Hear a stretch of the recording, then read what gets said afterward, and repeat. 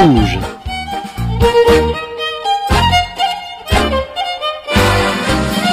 C'est l'enquête sur la paracha de la semaine. Parachat Vayakhel.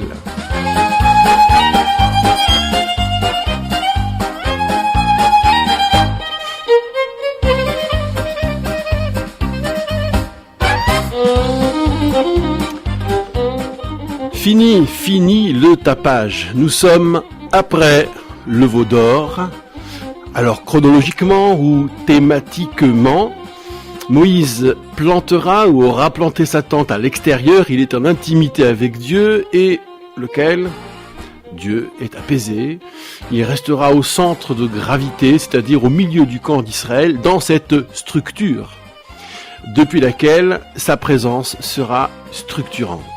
Moïse est redescendu avec de nouvelles tables, et ce Mishkan, ce tabernacle qui avait été demandé par Dieu à Moïse, à l'adresse du peuple, eh bien voilà, Moïse va maintenant passer commande. C'est le moment de livrer calmement ce programme au peuple.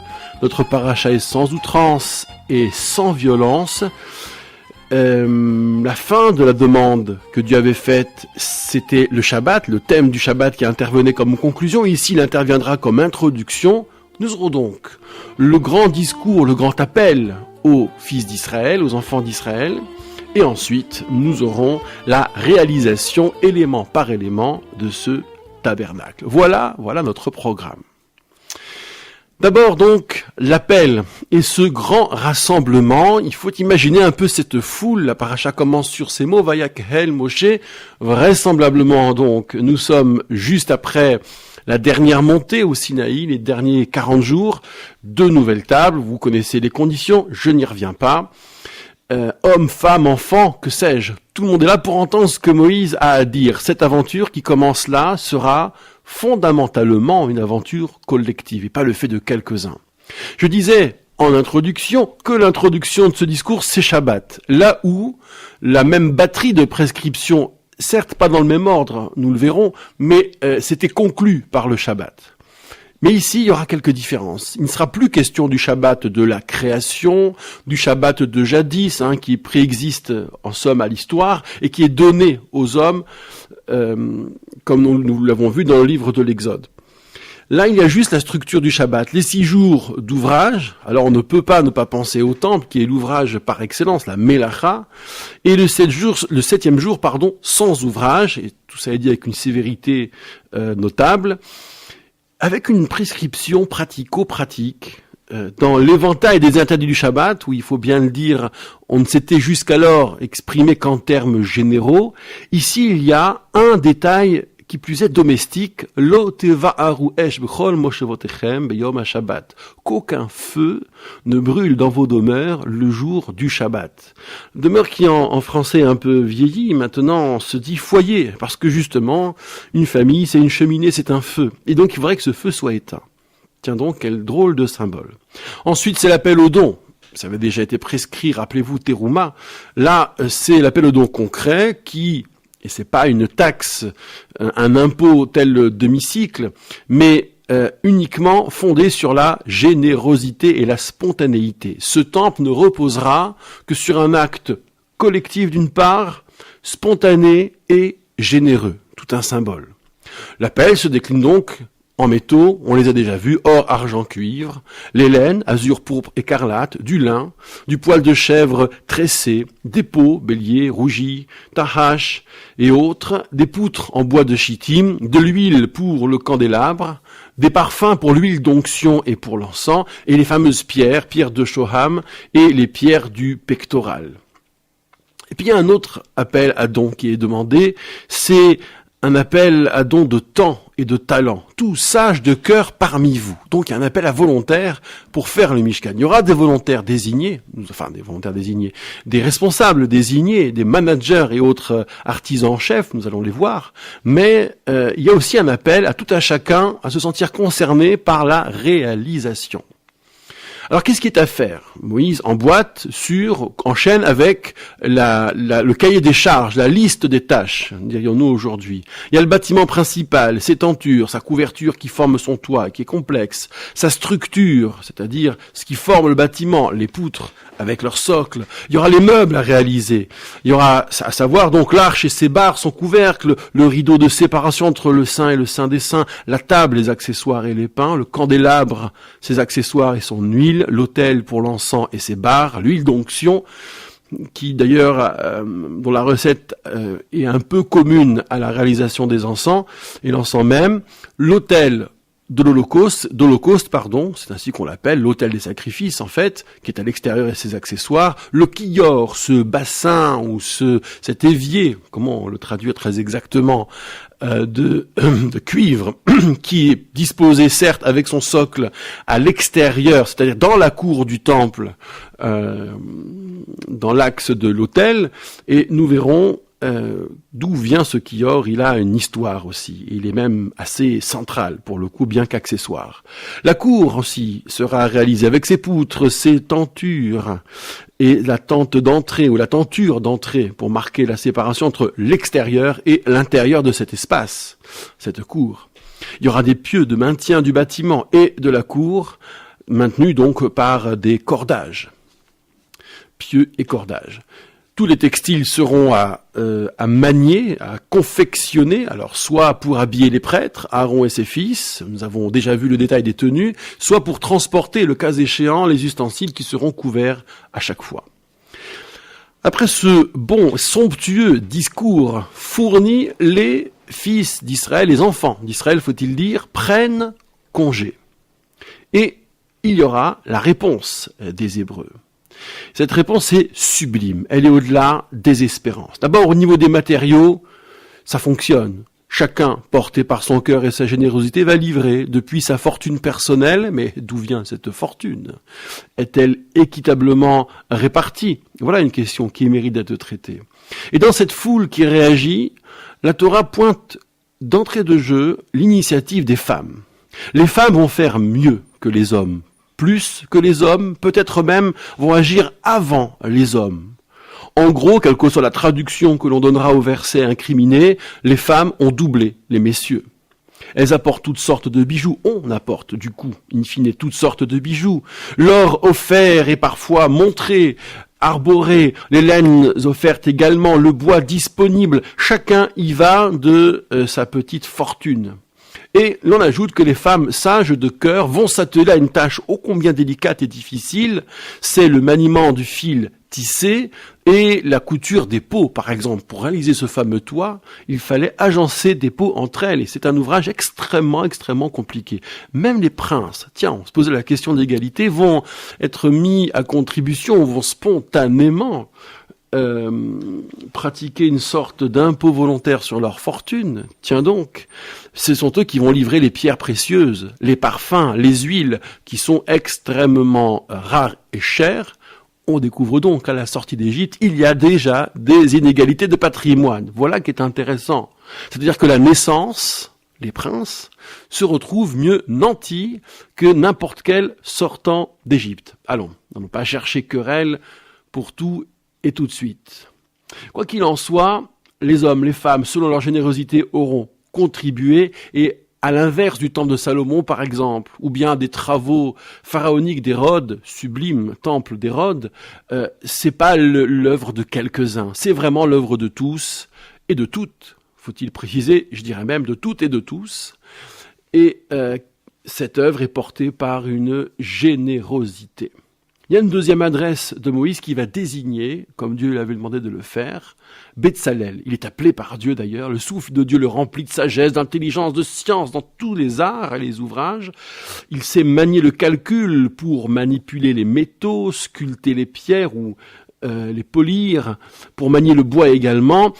Il y aura un second qui est Aholiab, on a déjà vu ces noms-là bien sûr, donc je ne reviens pas dans le détail, qui lui serait, si l'on comprend bien, manager en fait des équipes, puisqu'il y aura un nombre qu'il va falloir organiser pour réaliser ce Mishkan. Et Moïse donc enfin convoque tous les artisans.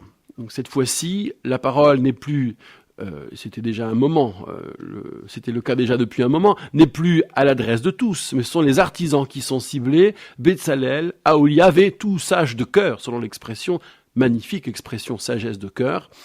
Quiconque est porté par son cœur, là il s'agirait davantage de confiance en soi, est appelé à agir, ils prennent donc la collecte, relèvent ces artisans que les enfants d'Israël en ont fait trop, parce qu'ils ont donné tout le jour jusqu'au lendemain matin, et les sages, on les appelle finalement les sages, déclinent à Moïse le surplus de ces offrandes. Moïse fait passer le message dans le camp, c'est bien la première et la dernière fois qu'il y aura trop de dons dans l'histoire des collectes.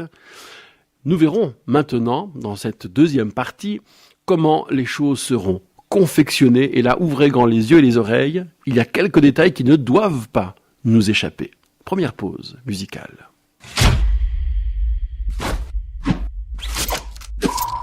Any units available in Ramat Shemesh, Aleph, or Charles, Petrama?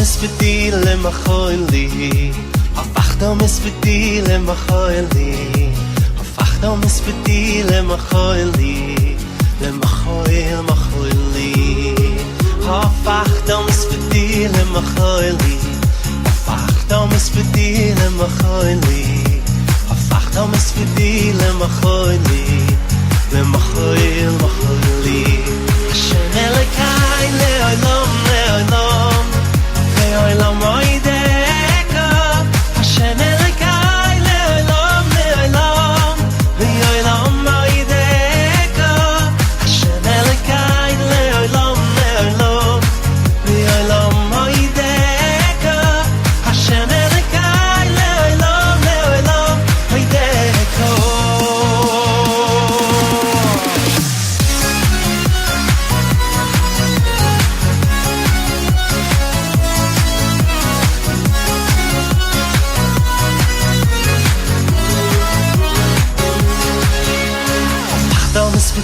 لما خايلي أفحتو مسبتي لما خايلي أفحتو مسبتي لما خايلي لما خايل ما خايلي أوي أفحتو مسبتي لما خايلي أفحتو مسبتي لما خايلي أفحتو مسبتي لما خايلي لما خايل ما خايلي عشان لكاي لعلم لعلم لعلم هايدكا عشان لكاي لعلم لعلم لعلم هايدكا عشان لكاي لعلم لعلم لعلم هايدكا عشان لكاي لعلم لعلم هايدكا. Sometimes the darkness is coming and something is fighting you at all costs.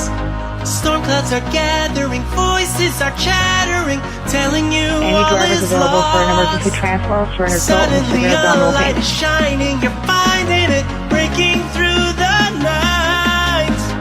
No need to look back, you know you're back on track. Salvation is in sight.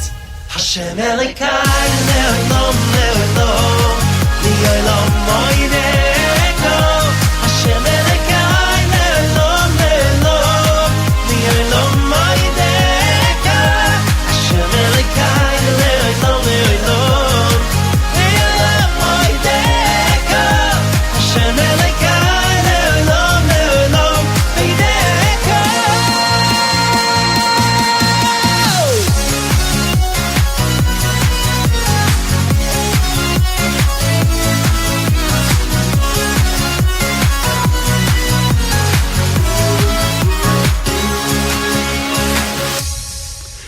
Vous êtes sur Radio Kol Shalom, c'est l'émission Fil Rouge, l'émission hebdomadaire sur la paracha de la semaine.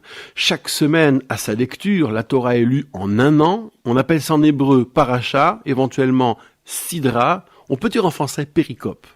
Et notre challenge, c'est de mener l'enquête sur la section comme si chaque découpage, c'est-à-dire chaque section découpée, pouvait faire sens par elle-même. C'est ça le fil rouge en fait, trouver entre le début et la fin une tension, tirer un fil rouge, c'est-à-dire un fil conducteur, et trouver le nœud d'ailleurs qui permet de résoudre la tension, de comprendre pourquoi on passe d'une phase initiale à une phase finale.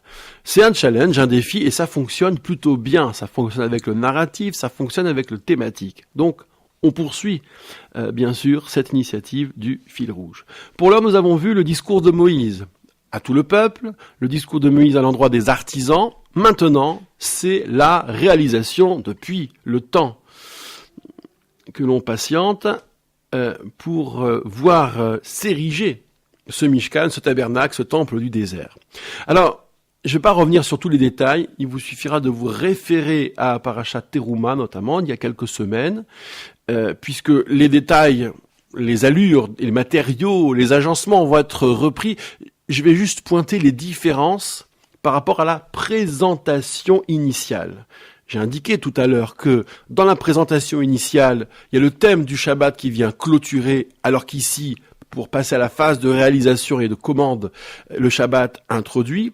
Eh bien, c'est un peu ce genre de différence, de nuances qu'on va essayer de traquer. Dans la présentation initiale, Parashat Teruma, lorsque c'est Dieu qui parle à Moïse pour dire voilà ce que je veux, il y a la progression est hiérarchique. On va de l'élément le plus sacré, en l'occurrence l'arche qui contient le témoignage, c'est-à-dire les tables, et on avance ensuite vers le moins sacré, le relativement moins sacré. Et c'est ainsi que l'agencement, comme une visite virtuelle d'ailleurs, se produit, du mobilier, on passe au mur, et puis au mobilier d'extérieur, puis à la cour. Ici, c'est plutôt le côté pratique de la réalisation, mais il faut tout de même que nous comprenions en quoi consiste la progression. Alors, tout commence là avec le bâtiment. Le bâtiment qui est à l'intérieur, dans la cour. Les tentures du bâtiment, leurs textiles, les motifs assez miraculeux ou en tout cas extraordinaires, qui témoignent d'un talent, des chérubins qui se voient de la même manière de part et d'autre. Comment il faut-il tisser pour arriver à de tels motifs? Les dimensions, les fixations. Et ainsi, une fois la chose décrite, c'est-à-dire les tentures du bâtiment, le verset nous dit que le Mishkan est Ehad, est unifié. C'est-à-dire qu'il y a un espace. Le Mishkan est un espace d'abord et avant tout.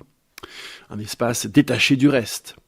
Ensuite, on aborde le toit, la couverture, qui est assez complexe. Du tissu, bien sûr, mais 2 voire 3 couches de peau, ce qui ferait 4 en tout. On donne le nombre des peaux nécessaires, les dimensions, les modalités de montage, idem pour la couverture en bouc ou poil de bouc, idem pour le tahash. Bref, vous verrez, c'est assez peut-être lénifiant parce que c'est du déjà vu, mais il faut voir la vision d'ensemble. Il faut avoir la vision d'ensemble pour se rendre compte des détails qui chiffonnent et qui pourraient nous intéresser. Ensuite, c'est le tour des poutres des murs du bâtiment, le bois de chittim, bien sûr, les dimensions, les tenants, là, qui par les socles vont maintenir les poutres ensemble, en tout cas dans l'alignement, puis les barres latérales ou transversales, le nombre de ces poutres, le recouvrement en or, ensuite le rideau de séparation entre le saint et le saint des saints, on va dire rideau de séparation intérieur, textile, motif, les colonnes au nombre de 4 qui le supportent. Il sera aussi question du rideau qui sépare à l'extérieur et qui lui est porté par des colonnes qui ont des socles non plus en argent, pour l'extérieur c'est en cuivre. Il sera seulement ensuite question du mobilier, c'est-à-dire de l'intérieur vers l'extérieur. Le plus à l'intérieur, c'est évidemment l'arche, et c'est Betsalel qui sera chargé de faire l'arche très exactement comme c'était décrit dans Parashat Teruma, donc la description du couvercle, des chérubins, tout cela est repris dans les moindres détails. Betsalel fait aussi la table, les barres qui les permettent de la porter, les accessoires, le candélabre. Alors il y a la méthode du sculptage de l'or, d'un bloc d'or unique, les motifs, les accessoires, c'est un kikar d'or pour réaliser tout cela. L'autel de l'encens, ces barres, donc qui est couvert d'or, lui qui est à l'intérieur, l'huile d'onction, l'encens, et là il faut être précis comme un parfumeur. Ce sont des... Alors, je ne connais plus les termes techniques, mais autant de nuances qu'il faut introduire dans ces saveurs olfactives. Pardon pour l'oxymore. À l'extérieur, il y aura l'autel, qu'on a déjà décrit, je n'y reviens pas, avec son revêtement en cuivre, sa ceinture en cuivre, ses accessoires, les barres pour le porter, et le fameux kior. Qui est le kior, c'est le vase, le bassin, l'évier, qui permet au prêtre de se laver les mains et les pieds. Donc il est de moindre importance par rapport à tout le reste. Il est souvent évoqué à la fin, et là c'est quasiment à la toute fin. Mais, détail intéressant, il est fabriqué pas avec n'importe quel cuivre. Ce cuivre vient des femmes. Des femmes, c'est-à-dire de leur miroir. À l'époque, on se regardait pas dans des glaces, on n'avait pas ces techniques, mais dans des métaux qui avaient un reflet certain. Et le cuivre offrait ces possibilités. Les femmes ont donc fait spontanément fondre leur miroir pour que le cuivre permette de réaliser, tenez-vous bien, les miroirs, futilité, beauté des femmes tout aussi futile, prétention à la beauté encore plus futile, tout ça réduit, sorcières qu'elles sont et tentatrices, à l'ustensile qui permettra de laver les pieds des hommes et les mains des hommes. Certes, pas n'importe quels hommes, les prêtres, mais pour accéder au sacré, il leur faut se purifier les mains. Voilà, donc je sais qu'il y en a qui jubilent déjà à cette simple évocation, mais je ne vous laisserai pas jubiler longtemps, car il faut quand même, sauf si on a envie de tricher, ouvrir, c'est-à-dire regarder honnêtement le texte.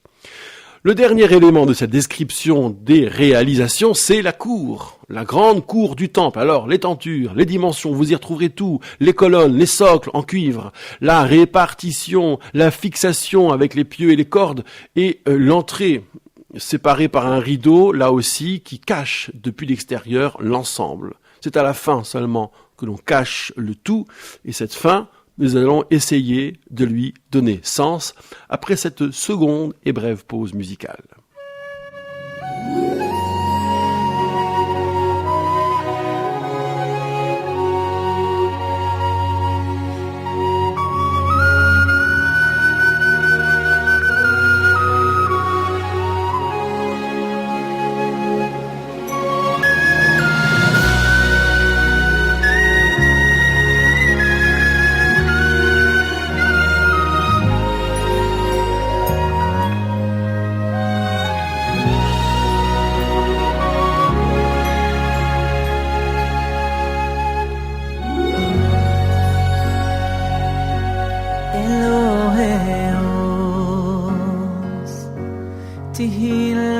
תהילתי רפאני וירפא ותן מרפא למחלתי לבל אמות ואין ספק לבל אמות ואין ספק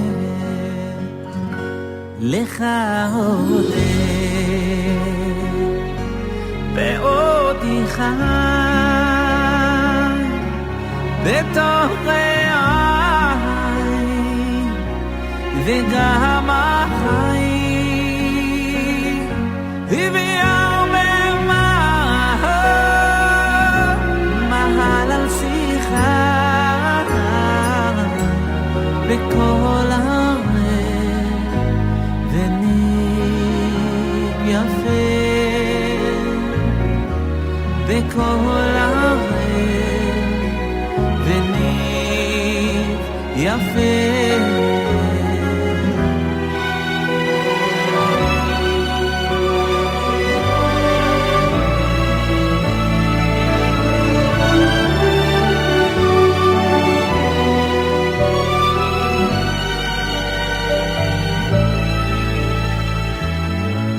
ישועתך תבוא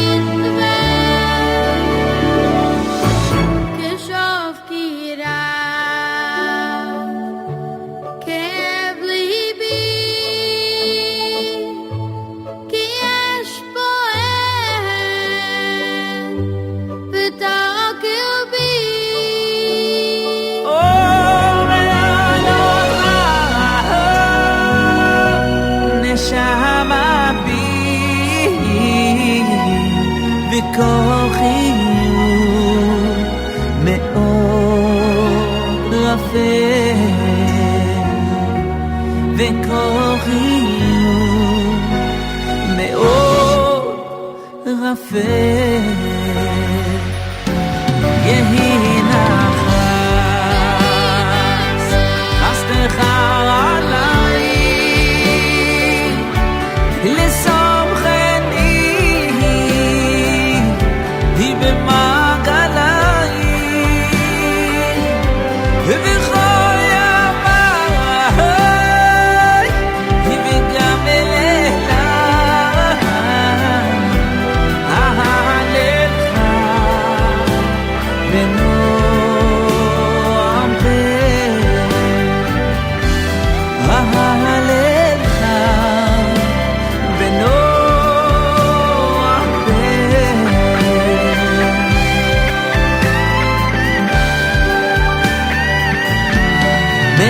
בחגישי כמו ענן בצל שדי. Vous êtes très bien sur Radio Kol HaShalom, la fréquence juive pour Grenoble et sa région. Nous terminons notre enquête, le fil rouge, tendu sur la section de la semaine. Nous avons vu Moïse, son grand discours pour tout le peuple, pour les artisans, Betzalel Aholiav en tête. Et ensuite, nous avons vu la réalisation avec un certain goût pour l'agencement. Je veux dire par là, les données nous sont livrées dans un ordre sans doute voulu. Alors voyons ce qu'on peut observer comme tension dans tout ça. Au début, nous avons quoi ? Au début, c'est le discours introductif qui porte sur le Shabbat. Et j'avais déjà noté au moment de la description que si c'est la conclusion de l'intervention de Dieu dans son discours à lui, c'est l'introduction d'abord pour Moïse, et qu'il n'y a pas de renvoi à Bereshit, il n'y a pas de renvoi à la Genèse, juste l'invitation à ne voir que 6 jours de travail, d'ouvrage plus exactement, et avec le temple en ligne de mire, bien sûr, l'ouvrage pour fabriquer le temple, et le 7e sans rien, parce que l'ouvrage par excellence c'est le temple, et puis le feu des maisons qui ne doit pas brûler. Alors le feu, il y a une petite donnée sympathique dans le Midrash. Le feu, raconte le Midrash, c'est la première découverte ou invention de l'homme qui frappe des pierres entre elles après son premier Shabbat, après avoir été créé dans le récit de la Genèse. Et donc il frappe des pierres, il voit du feu, et qu'est-ce qu'on fait avec ce feu ? Eh bien, on chauffe sa maison, on cuit ses aliments, on fabrique, entre guillemets, ou on développe une industrie. Et là, ce qui est mentionné, c'est pas le feu du temple, alors que tout ce qui va s'articuler concerne le temple. C'est pas le feu qui permet de manier les métaux, de faire les couleurs, de fabriquer les outils, non. Ce feu dont il est question, c'est l'autre dimension, la dimension domestique, le feu du foyer, justement. Donc la dimension domestique n'est pas artisanale ou industrieuse du feu. Comme si la dimension artisanale allait contaminer, l'emporter sur la dimension domestique et qu'il fallait isoler cette première pour la traiter. En même temps, la dimension du temps, nous le verrons, le Shabbat l'emporte sur l'espace, sur la sainteté de l'espace, la fabrication du temple. Ce qui donne quoi ? Ce qui donne une sorte d'ordre général avec une hiérarchie, un édifice donc hiérarchique posé, qualifié, structuré par le Shabbat. En bas, rez-de-chaussée au premier étage si vous voulez, vous avez l'espace domestique. Son feu est balayé par le feu artisanal, c'est-à-dire que le feu du temple est forcément immédiatement supérieur au feu domestique, bien que ce soit le feu domestique qui soit mis en perspective par rapport au Shabbat. Deuxième étage, c'est le temple, l'espace sacré. Mais cet espace est balayé par un autre sacré qui est le sacré du temps. Et le sacré du temps, c'est le Shabbat, qui chapeaute, bien sûr, mais qui structure l'ensemble. Il faut ajouter que si le Shabbat n'est pas qu'anecdotique mais structurant, c'est un Shabbat donné. Ce don du Shabbat, qui est le Shabbat de la Genèse, vient frapper le réel, l'investir, l'ordonner, le structurer.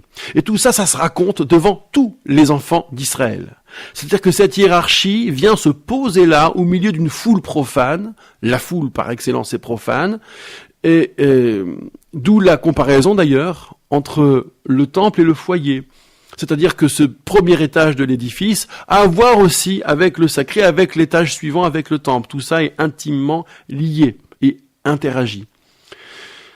Donc cette verticalité donnée en spectacle, où va s'inscrire l'espace, l'horizontalité, nous donne que le temple n'est qu'un moment, une étape, un déploiement, un moment dans le déploiement de ce schéma total.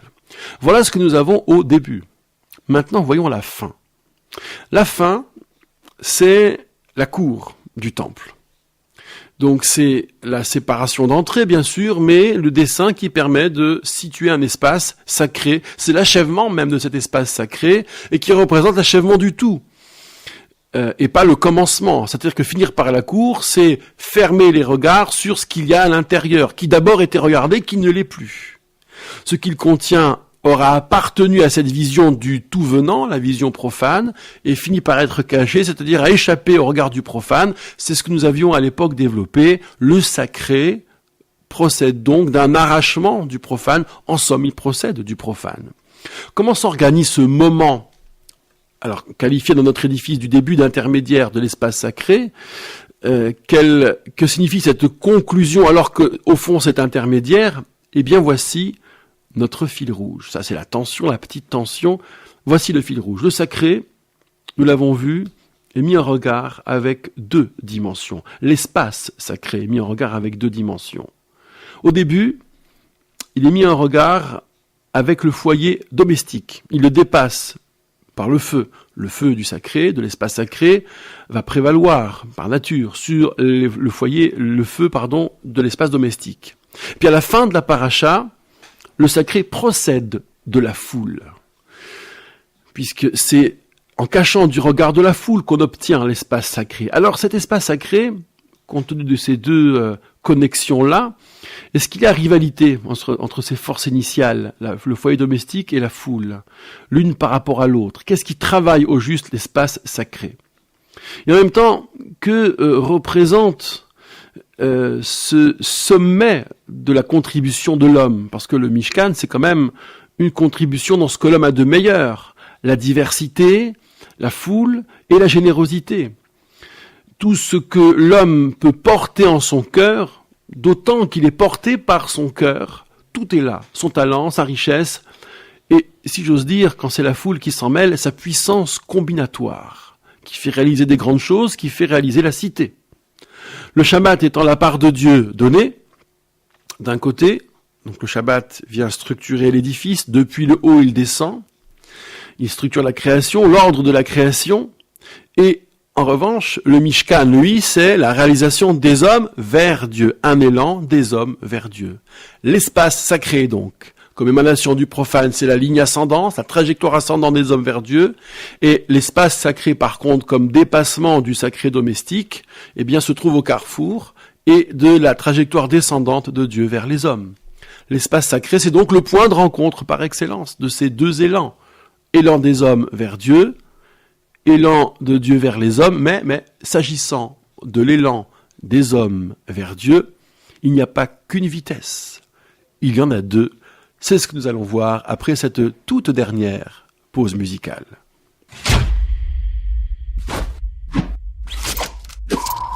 Any units available in Ramapi, Shemesh, Aleph, or Charles, Petrama.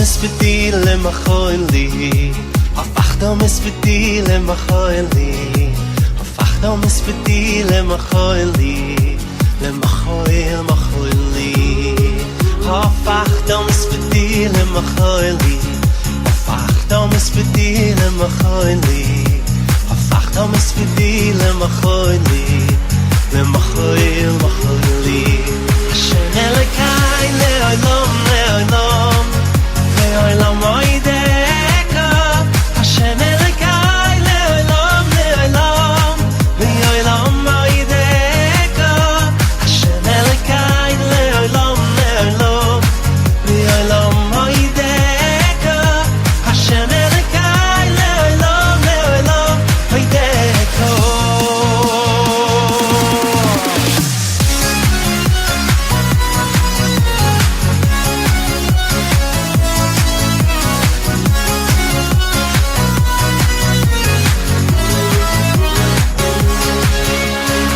Afachtam is fidil in my choyli. Afachtam is fidil in my choyli.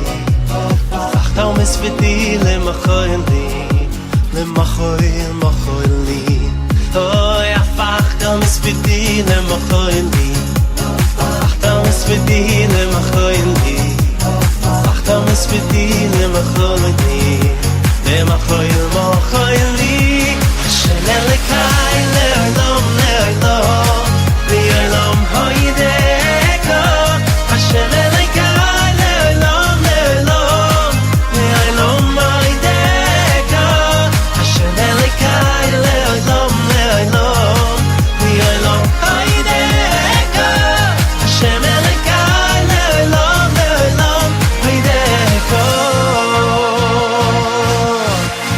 Sometimes the darkness is coming and something is fighting you at all costs.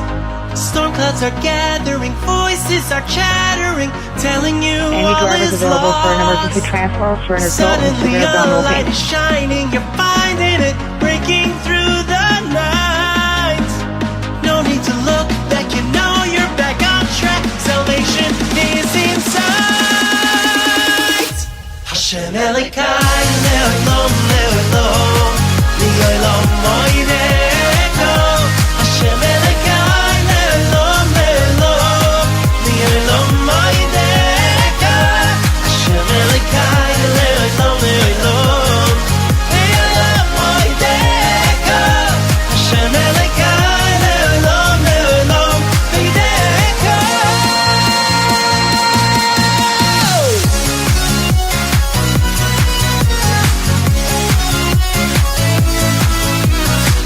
Alors.